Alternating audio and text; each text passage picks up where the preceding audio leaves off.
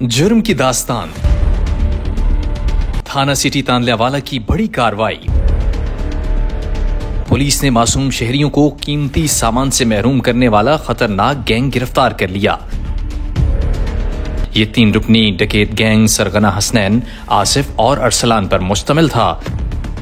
सदर डिवीजन में तांदलावाला सर्कल में एक गैंग अप्रीहेंड हुआ है, जिसकी तफसील ये है कि 3 रुकनी गैंग जिसका सरबराह हुसनैन उर्फ जप्पा और इसके 2 साथी अरसलान और आसिफ, जिनको DSP तांदलावाला की सुपरविजन में और उसकी टीम में बशमूल SHO सिटी तांदलावाला ने एक अच्छा काम किया और 3 रुकनी गैंग को बस्ट किया।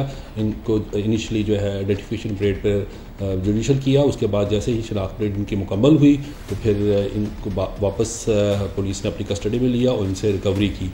रिकवरी के हवाले से मुलजमान से 29 व्हीकल्स मोटरसाइकिल जो हैं वो इनसे रिकवर हुई हैं और 4 लाख रुपए की अमाउंट और 8 मोबाइल फ़ोन्स, इसके अलावा असला भी रिकवर हो चुका है।